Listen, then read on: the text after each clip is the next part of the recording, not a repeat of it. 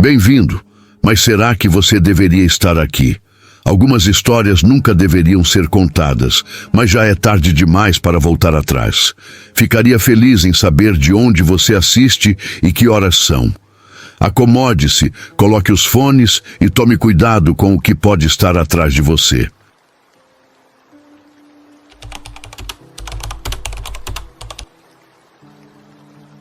Você já esteve em um lugar onde a própria floresta parecia observar cada um dos seus passos? Onde o silêncio, em vez de tranquilizar, sussurra segredos sombrios entre as árvores? Eu estive. E o que encontrei lá ainda me assombra todas as noites. Era para ser apenas uma expedição. Nada além de alguns dias explorando uma das regiões mais remotas da Amazônia, coletando amostras de solo e documentando espécies raras para uma pesquisa.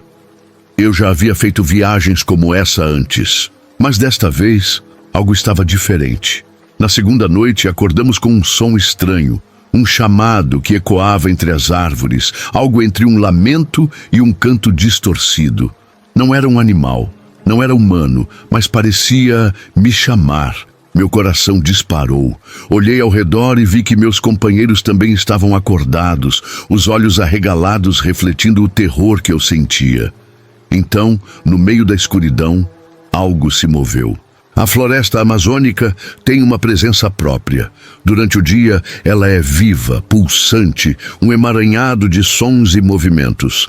Mas à noite, tudo muda. O silêncio se torna pesado, quebrado apenas por estalos distantes e o farfalhar das folhas, como se algo estivesse espreitando. Depois do chamado sinistro que ouvimos naquela segunda noite, ficamos em silêncio absoluto dentro das barracas, trocando olhares inquietos. Eu queria acreditar que era apenas um engano, algum fenômeno natural que nossos sentidos interpretaram mal. Mas algo dentro de mim dizia que não era o caso. Na manhã seguinte, examinamos o perímetro do acampamento. Não havia sinais de pegadas humanas, além das nossas. Nenhum galho quebrado, nada fora do lugar. No entanto, um detalhe nos deixou inquietos. No tronco de uma árvore próxima havia marcas longas e profundas, como se algo tivesse cravado garras afiadas na madeira. "Uma onça?" perguntou Miguel, um dos pesquisadores. Eu neguei com a cabeça. As marcas eram muito grandes para qualquer felino conhecido da região. Decidimos seguir com a expedição, mas a tensão pairava no ar. Ao longo do dia, continuamos nossa coleta de amostras, mas a floresta parecia diferente. O sol brilhava forte, mas havia uma estranha penumbra entre as árvores. O vento soprava em rajadas curtas e inquietantes, e a sensação de estarmos sendo observados nunca nos abandonava. Por volta das 3 da tarde, nos deparamos com algo que não deveria estar ali. Uma clareira no meio da mata fechada, onde não havia sinal de vida. Nenhum som de insetos, nenhum pássaro, nem mesmo o habitual zumbido de mosquitos. No centro da clareira, uma estrutura rudimentar de madeira e cipó se erguia como um altar improvisado. E sobre ele, ossos. Meu estômago se revirou. Alguns ossos eram pequenos, talvez de animais da floresta, mas outros eram maiores. Humanos. "Isso não é bom", murmurou Raquel com a voz trêmula. Eu dei um passo à frente, observando mais de perto. Foi quando notei algo ainda mais inquietante. Símbolos entalhados nas pedras ao redor da estrutura. Não eram símbolos indígenas conhecidos, pelo menos não por mim. Eram padrões circulares, interligados como olhos que se multiplicavam em um ciclo infinito. "Alguém fez isso recentemente", sussurrou Miguel, apontando para um pedaço de couro esticado sobre uma pedra, ainda úmido. Naquele momento, um cheiro nauseante tomou conta do ar. Um fedor forte e acre, como carne apodrecendo sob o sol. Meu coração começou a bater acelerado. Não era só medo. Era uma sensação instintiva de que não deveríamos estar ali. De repente, um estalo soou na mata. Todos nós nos viramos ao mesmo tempo. Nada. Então, outro estalo, mais próximo. Peguei minha lanterna e mirei na direção do som. A vegetação balançava, mas o que quer que estivesse ali não podia ser visto. Vamos sair daqui, eu disse, tentando manter a voz firme. Nós nos afastamos lentamente, sem tirar os olhos da escuridão entre as árvores. Mas, quando estávamos prestes a voltar pelo mesmo caminho que viemos, ouvimos de novo aquele chamado, baixo e arrastado, como um lamento, mas dessa vez estava muito mais próximo. O chamado reverberou pela floresta, denso e gutural, como se algo antigo estivesse tentando falar através das árvores. Dessa vez, não foi apenas um som distante. Ele veio de vários pontos ao nosso redor. Um arrepio gelado percorreu minha espinha. O ar pareceu ficar mais pesado, denso como neblina invisível. Meu corpo inteiro se encheu de um instinto primitivo que gritava para correr. A mata escurecia rapidamente, mesmo que o sol ainda não tivesse se posto. O vento cessou por completo, e a única coisa que ouvíamos era a nossa própria respiração ofegante. Foi então que sentimos. Um cheiro pútrido se espalhou no ar.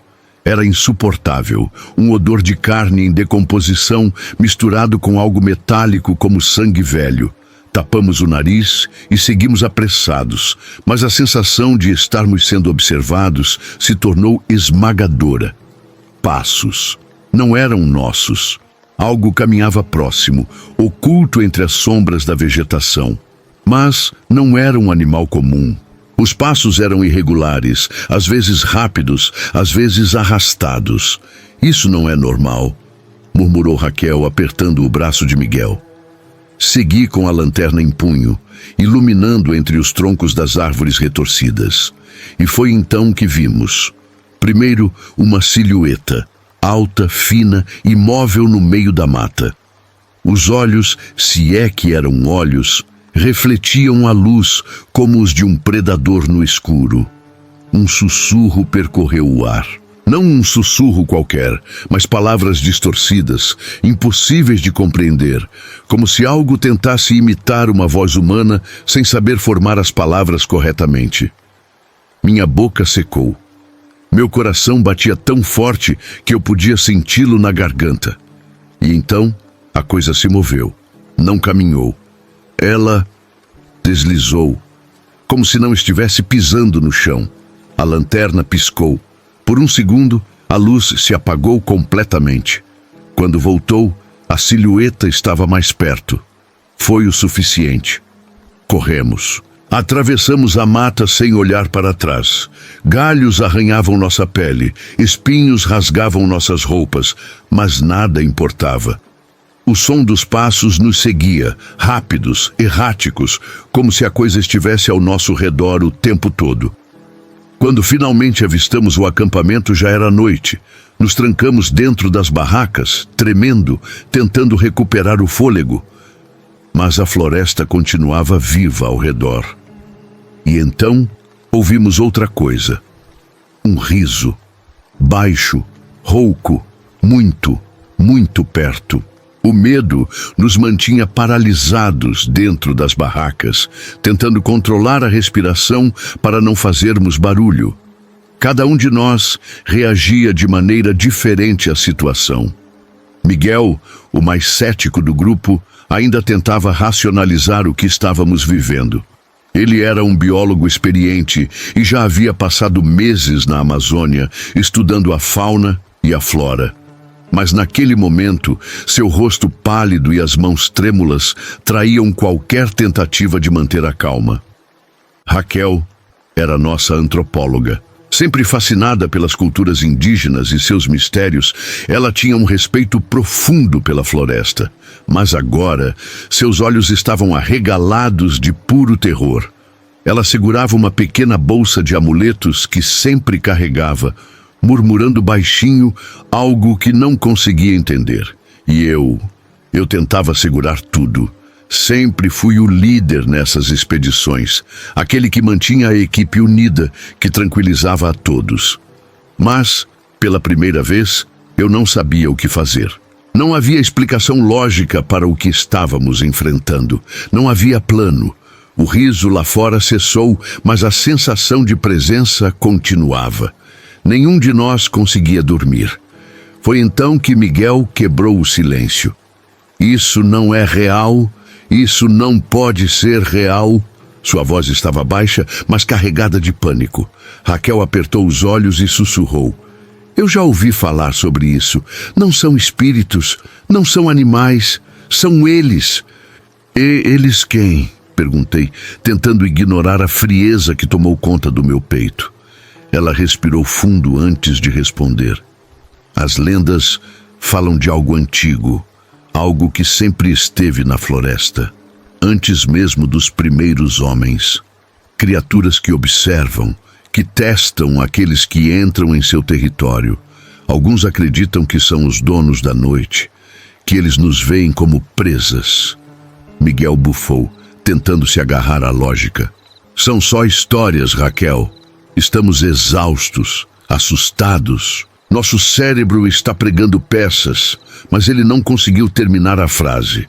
Algo se arrastou do lado de fora. Dessa vez foi diferente. Não eram passos, não era o riso distorcido. Era uma respiração, pesada, profunda, bem ao lado da nossa barraca. Raquel segurou meu braço com força e eu senti suas unhas cravando na minha pele. Miguel tapou a boca com a mão, tentando não deixar escapar um som sequer. Ficamos ali, imóveis, esperando. Então, a lona da barraca começou a se abaular para dentro, como se algo estivesse pressionando contra ela, e uma voz, rouca e errada, sussurrou meu nome. A voz, sussurrando meu nome do lado de fora da barraca, congelou meu sangue. Eu não podia ver o que estava lá fora, mas sentia sua presença como se estivesse me tocando. A lona se curvou ainda mais, como se aquela coisa estivesse prestes a entrar. Então, do nada, silêncio absoluto. O tempo pareceu parar. A floresta, sempre cheia de sons, estava muda. Nem mesmo o vento se movia. Foi Miguel quem quebrou o transe ao segurar meu ombro e apontar para algo no canto da barraca. Nossa lanterna desligada estava acesa novamente. O estranho, ela não tinha pilhas. Eu mesmo as tinha retirado mais cedo, depois que a lanterna começou a falhar. E agora, ela brilhava com uma luz fraca, quase pulsante, lançando sombras estranhas dentro da barraca. Raquel começou a tremer. Isso não está certo, ela murmurou. De repente, ouvimos um ruído vindo de fora. Mas não era um som comum. Era algo arranhando o chão, como se garras estivessem escavando a terra ao redor da barraca. Respiramos fundo, tentando nos preparar para qualquer coisa.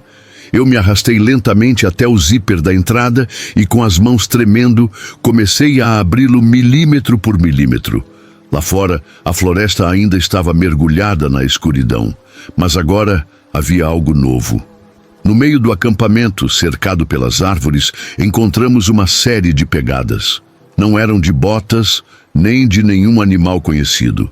Elas eram alongadas, com dedos finos e marcas de garras afiadas. Mas o que mais nos assustou foi que as pegadas não começavam nem terminavam em lugar algum. Elas simplesmente estavam ali, como se a coisa tivesse surgido do nada. Raquel pegou sua câmera, tentando capturar as marcas, mas quando olhou pelo visor, arregalou os olhos. Não pode ser. Pegamos a câmera dela e olhamos também. No visor havia mais do que as pegadas.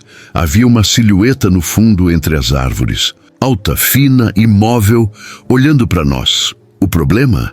Quando tiramos os olhos da câmera e olhamos diretamente para onde a figura deveria estar, não havia nada lá. Mas a sensação de sermos observados não desapareceu. Pelo contrário, só ficou mais forte. O silêncio da floresta era insuportável. Cada um de nós sentia a presença daquilo ao nosso redor, mesmo sem vê-lo a olho nu. Apenas através da câmera a criatura se revelava. Foi quando Miguel fez algo que nunca vou esquecer. Isso é loucura, ele murmurou, pegando sua lanterna e apontando diretamente para o lugar onde a silhueta estava no visor da câmera. A luz iluminou apenas a escuridão, mas no mesmo instante, um som gutural preencheu o ar. Não era um rugido, nem um grito. Era algo errado, como se dezenas de vozes estivessem falando ao mesmo tempo, em um idioma que nossa mente não conseguia processar. E então, tudo desmoronou. As árvores ao nosso redor começaram a se mexer, não com o vento, mas como se algo estivesse se movendo por entre elas, rápido demais para ser visto. As pegadas no chão começaram a se multiplicar. Elas surgiam do nada, como se criaturas invisíveis estivessem ao nosso redor. Raquel caiu de joelhos, chorando, apertando seus amuletos contra o peito. Eles estão aqui, ela sussurrou. Miguel puxou meu braço com força. Temos que sair agora. Nós corremos, sem pensar, sem olhar para trás. A floresta, antes fechada e opressora, agora parecia interminável. Cada galho que quebrávamos sob os pés parecia um grito na escuridão. Mas não estávamos sozinhos. Atrás de nós, os passos continuavam, rápidos, erráticos, ora perto, ora longe, como se as criaturas estivessem se movendo por um espaço que não obedecia às regras do nosso mundo. Então, Raquel gritou. Olhei para trás por um instante e senti o estômago revirar. Ela estava sendo puxada para a escuridão. Algo a segurava pela perna, mas não conseguimos ver o que era. Apenas a marca na terra mostrava seu corpo sendo arrastado. Eu e Miguel corremos até ela, agarrando seus braços e puxando com toda a força. A floresta parecia vibrar ao nosso redor.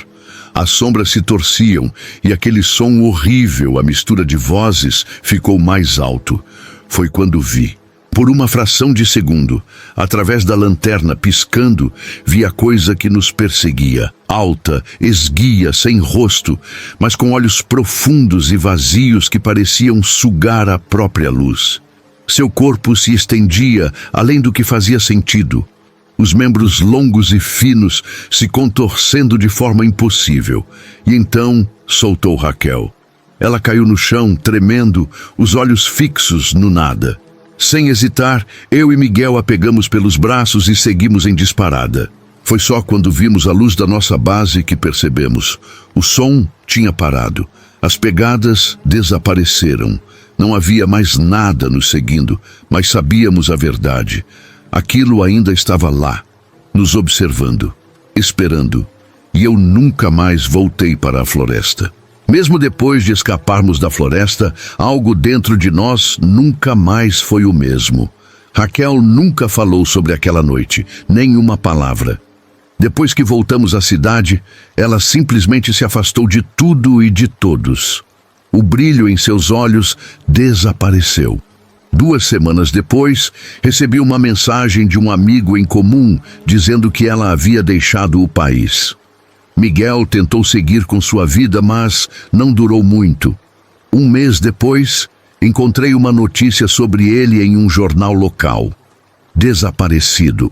A última vez que foi visto, estava sozinho, entrando em uma área de mata fechada, muito longe dali.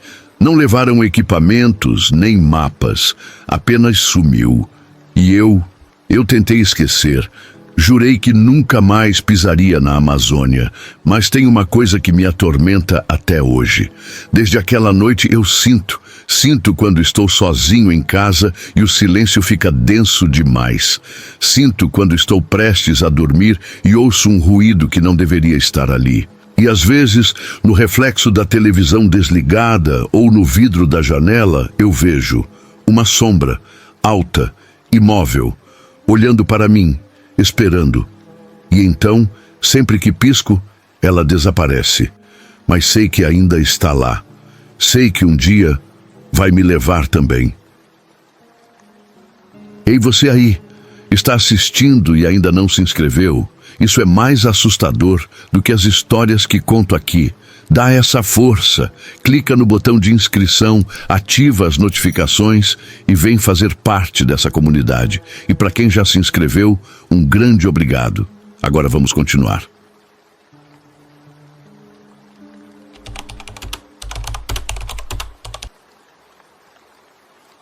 Alguém já ouviu o grito da floresta à noite?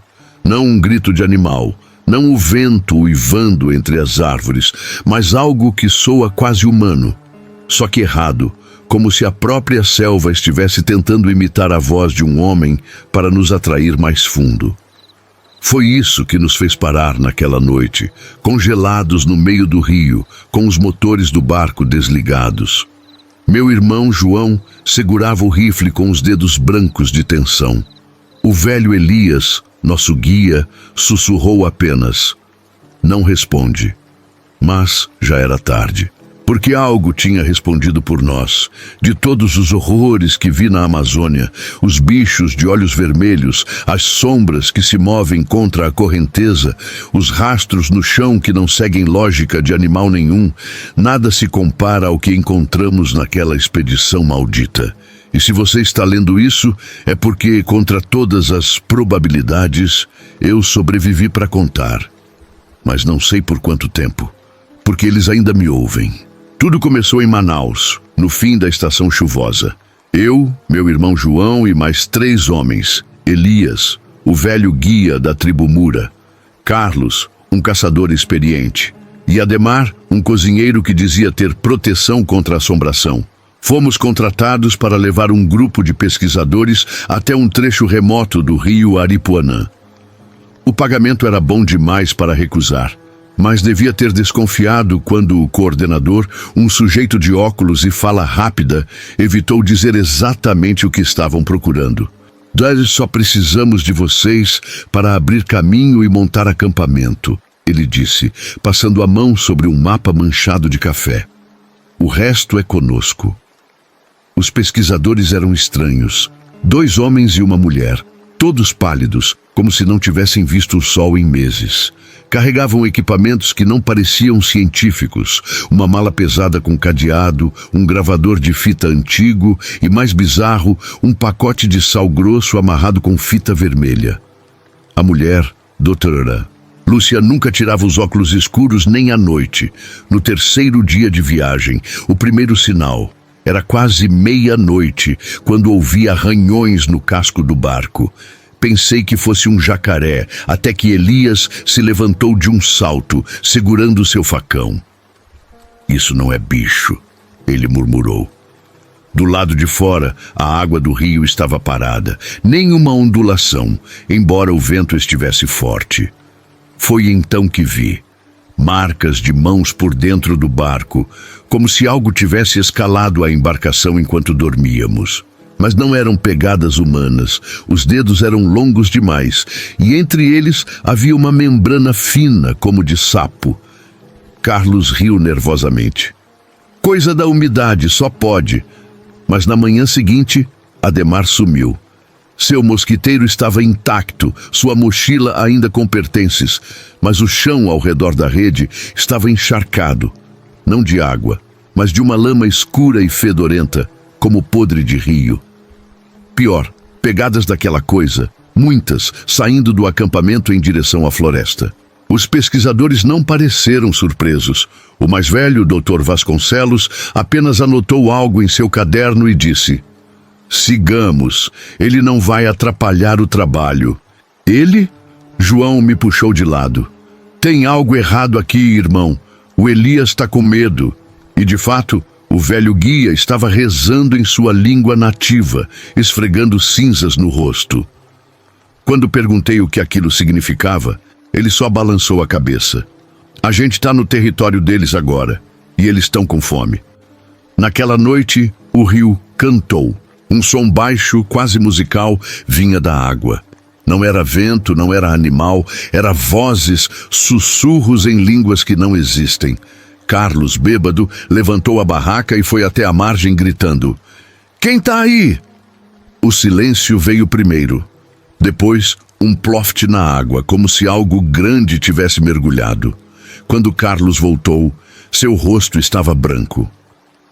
"Tinha uma criança lá", ele gaguejou. "Uma menina, na beira do rio." Mas o quê?" gritei. "Ela não tinha boca, Gabriel." No dia seguinte, Carlos amanheceu com febre alta. e sua pele estava coberta por manchas verdes, como musgo. Dr. Vasconcelos o examinou e, sem explicações, ordenou que o deixássemos numa clareira com comida e água.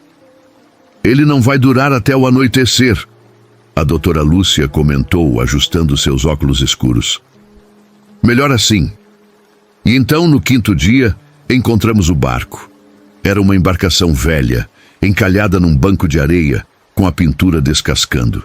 Dentro, 3 esqueletos, não humanos, não exatamente. Os crânios eram alongados, as costelas curvadas para dentro, como se tivessem sido espremidos de dentro para fora. E no casco, uma palavra riscada à faca: voltem. Foi quando Elias se virou para mim, os olhos cheios de um terror ancestral, e sussurrou: a gente nunca devia ter vindo. Eles estão vindo pegar a gente. E no fundo do rio, algo riu. A Amazônia à noite não é silenciosa, é viva, mas não da forma que os documentários mostram. Os sons não são apenas de sapos e grilos, são gemidos distorcidos, arrastões na folhagem, como se criaturas se contorcendo sob o solo, e às vezes um silêncio tão abrupto que parece que a própria floresta prendeu a respiração. Naquela noite, depois de encontrarmos o barco fantasma, o ar ficou pesado, como se estivéssemos submersos em água estagnada. O cheiro era o pior. Uma mistura de carne podre e ervas amargas, como se algo enorme tivesse apodrecido nas entranhas da mata. O fogo da fogueira não queimava direito. As chamas se contorciam em espirais verdes por um instante antes de morrerem em cinzas negras. Elias se recusou a dormir. Ficou acordado, encostado num tronco, os olhos fixos na escuridão além do círculo de luz do acampamento. Seus lábios moviam-se em orações silenciosas, e nas poucas vezes que falou, sua voz saía rouca, como se algo estivesse apertando sua garganta. Eles estão aqui? João tentou manter a postura, mas eu via suas mãos tremendo cada vez que um galho estalava. Ele me olhou e sussurrou: você ouviu isso? O quê? Parece assobio. E então ouvi. Vinha de longe, lá do rio. Um assobio agudo, quase melodioso, mas errado, como se quem estivesse assobiando não entendesse como um humano fazia isso. Parava por alguns segundos, depois recomeçava, cada vez mais próximo. E então, responderam. Outro assobio, vindo da floresta, à nossa esquerda. Depois, mais um, à direita. Eram vozes, mas não humanas. Eram imitações, como se a selva inteira estivesse nos cercando, aprendendo a nos copiar. A doutora Lúcia, até então impassível, levantou-se de repente. Seus óculos escuros refletiam o fogo morto e pela primeira vez vi seu rosto contraído em algo que parecia reconhecimento. Eles sabem que a gente está aqui, ela murmurou.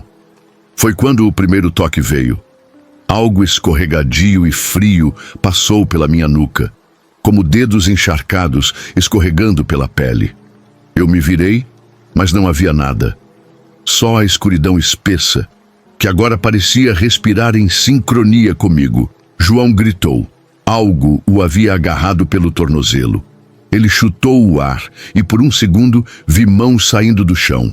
Mãos pálidas, com unhas longas e escuras, como garras de animal afogado. Sumiram tão rápido quanto apareceram, deixando apenas marcas de terra revolvida. Elias finalmente se moveu.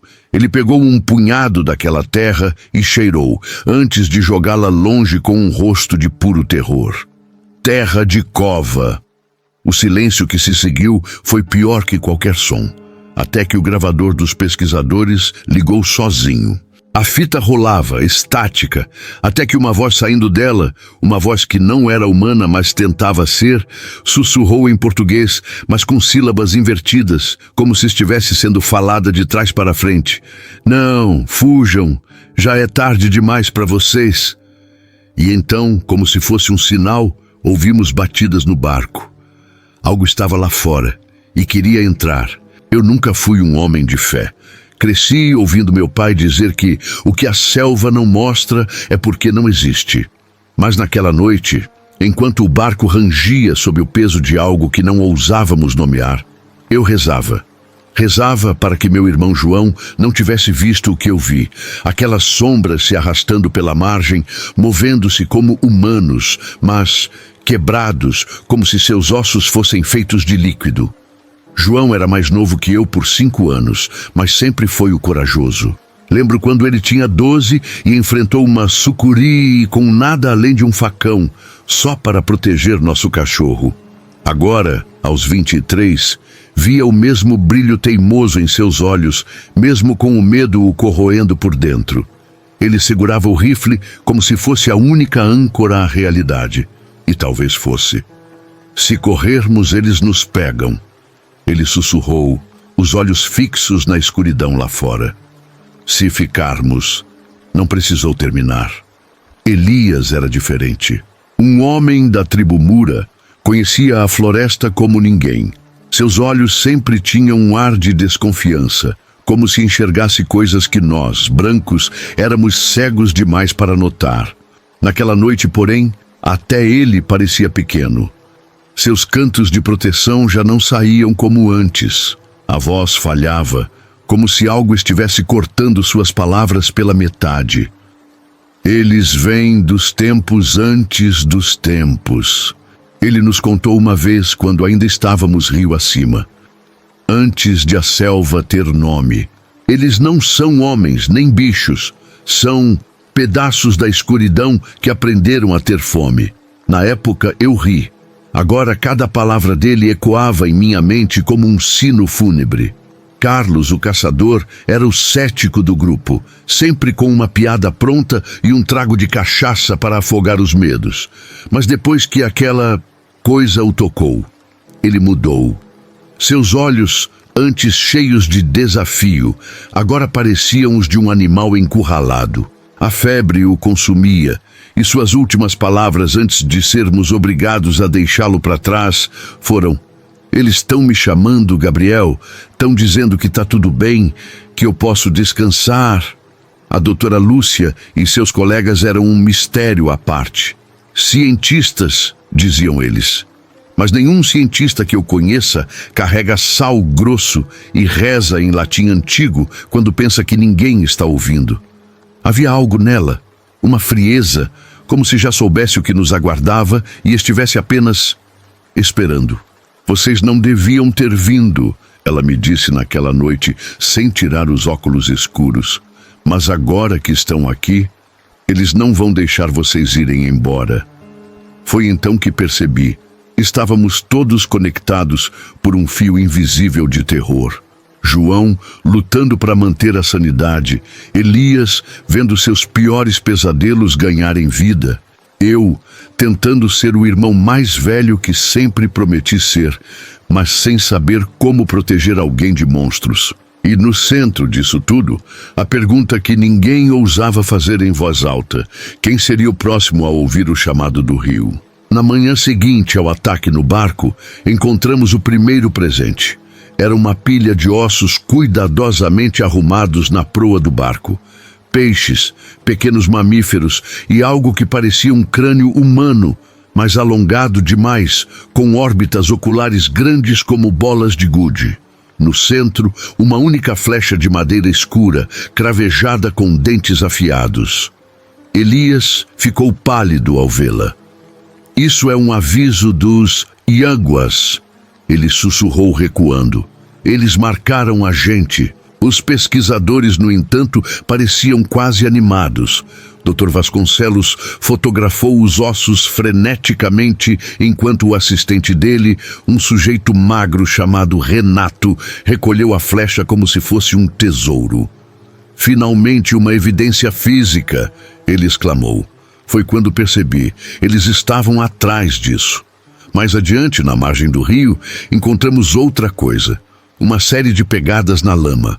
Humanoides, mas com apenas 4 dedos em cada pé e marcas de membranas entre eles. As pegadas levavam até uma árvore antiga, cujo tronco estava coberto por símbolos entalhados.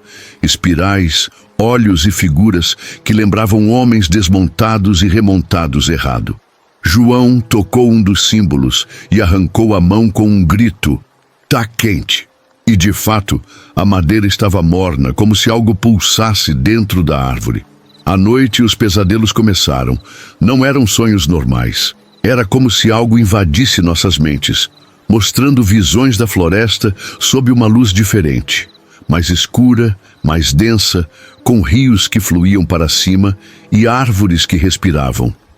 No meu, via uma cidade submersa no fundo do rio, feita de ossos e pedras negras, e coisas se movendo lá dentro, esperando. Acordei com a boca cheia de um gosto metálico. Ao meu lado, João estava sentado, olhando fixamente para o rio.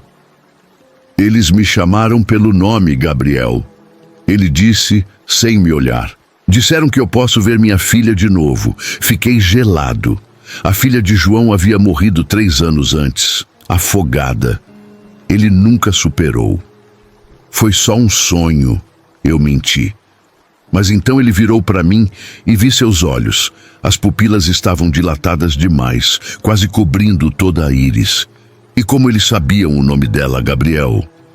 No dia seguinte, o diário de Carlos apareceu no acampamento. Estava encharcado, como se tivesse estado no fundo do rio por semanas, mas as páginas recentes ainda eram legíveis. A última entrada dizia: eles não querem nos matar, querem que a gente mude. A doutora Lúcia sabe, ela já é um deles. Os óculos escondem os olhos dela.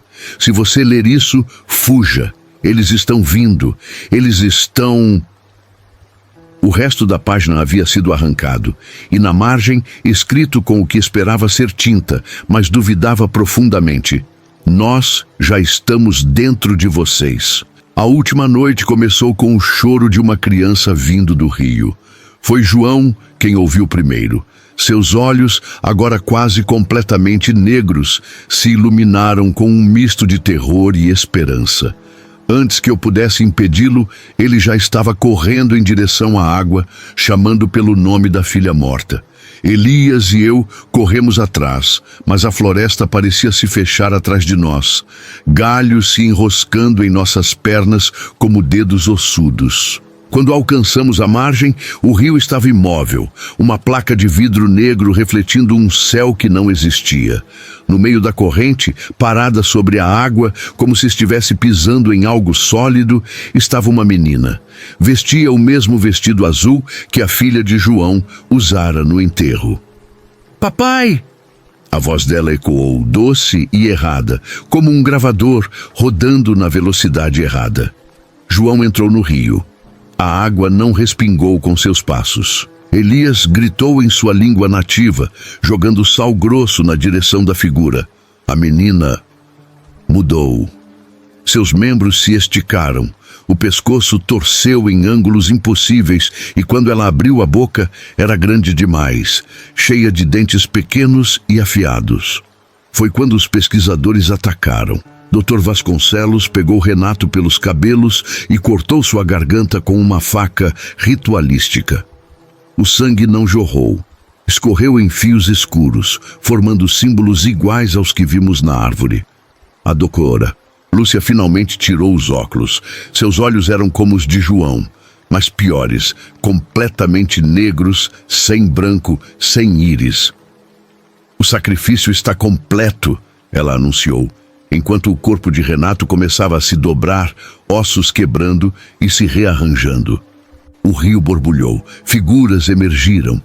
Humanoides pálidos com membros alongados, juntas que se dobravam para trás, bocas que se abriam verticalmente. Eles se moveram em sincronia, cantando em vozes que ecoavam dentro do meu crânio. João estava no meio deles agora, sendo tocado, transformado. Vi sua pele ficar mais pálida, seus dedos se alongarem. Ele virou para mim e sorriu, e seus dentes estavam afiados. Está tudo bem, irmão, ele disse, mas a voz não era mais dele. Você vai ver. É lindo do outro lado. Elias me puxou para trás. Temos que ir agora, ele gritou, jogando um pó vermelho no ar. As criaturas recuaram momentaneamente, uivando. Corremos em direção ao barco, mas algo me derrubou. Era Ademar. ou o que restava dele. Seu corpo estava inchado, a pele marcada com os mesmos símbolos, a boca costurada com fibras vegetais. Ele segurava meu tornozelo com força sobrenatural. Foi quando o barco explodiu. Os pesquisadores haviam preparado isso. Era um ritual, percebi tarde demais. Nós éramos apenas iscas, trouxas para trazer essas coisas à superfície. As chamas eram verdes e não queimavam, mas as criaturas gritaram como se estivessem em agonia. No caos, vi João pela última vez. Ele estava no meio deles, mas metade de seu rosto ainda era humano. Chorava sangue. Mate-me, ele suplicou. E eu hesitei. Foi o suficiente. As criaturas o puxaram para as águas escuras. A última coisa que vi foram seus dedos humanos, desesperados, desaparecendo sob a superfície. Elias me arrastou para os arbustos. Eles não podem nos pegar em terra não à noite, ele sussurrou. Mas quando olhei para ele no clarão verde das chamas, vi que metade de seu rosto estava coberto por uma teia de veias negras. A floresta ao nosso redor respirou. As árvores se inclinaram, galhos se entrelaçando para formar uma espécie de túnel. De dentro, ouvimos assobios, o mesmo som de antes, mas agora em coro, felizes. Eles nos deixaram um caminho, Elias disse, com metade de sua boca paralisada. É uma armadilha. Mas quando vi a sombra se aproximando pelo rio, soube que não tínhamos escolha. A última coisa que lembro antes de entrar no túnel foi a voz da doutora Lúcia, ecoando como se estivesse dentro da minha cabeça. Você vai voltar para nós, Gabriel. Você já tem eles dentro de você. E então a floresta nos engoliu. 3 dias depois, um barco de pescadores me encontrou à deriva no Rio Negro, a centenas de quilômetros de onde tudo aconteceu. Estava nu, coberto por uma substância negra e pegajosa que não saía nem com álcool. Nas minhas costas, sem que eu soubesse como, haviam sido gravados os mesmos símbolos que vimos na árvore amaldiçoada. Disseram que eu tive sorte. Eu sei que foi exatamente o oposto. Elias nunca foi encontrado. Dos pesquisadores não havia vestígios. Embora 1 mês depois, um antropólogo em Manaus recebeu um pacote com fitas cassetes e um diário completamente molhado. As fitas continham gravações de vozes que faziam os cães da vizinhança uivarem até sangrar. Quanto a mim, às vezes, quando olho no espelho de manhã, meus olhos demoram um pouco mais do que deveriam para se ajustarem à luz. E desde aquela noite, nunca mais sonho. Só vejo visões da cidade submersa, onde coisas que se parecem com o João e o Elias se movem entre estruturas de osso, esperando. Mas o pior é o que acontece quando vou beber água. Ultimamente, noto que consigo ficar muito mais tempo sem respirar do que antes. Minutos, às vezes horas. Como se meus pulmões estivessem aprendendo a respirar um novo tipo de ar. E ontem, quando acordei no meio da noite com sede, descobri algo que me fez trancar o banheiro e chorar até o sol nascer. Minhas mãos estavam molhadas, não de suor, mas daquele mesmo lodo negro do rio Aripuanã. E no reflexo do vidro do chuveiro, juro por Deus que vi algo se movendo atrás de mim. Algo com meus olhos, meu rosto, mas com um sorriso grande demais para ser humano. Ele sussurrou algo antes de desaparecer. A mesma frase que ouço todas as noites agora, quando o silêncio fica muito profundo. Estamos quase prontos para você. Se você teve coragem de chegar até aqui, prepare-se para mais escuridão. Clique nos vídeos sugeridos e mergulhe em histórias ainda mais sombrias.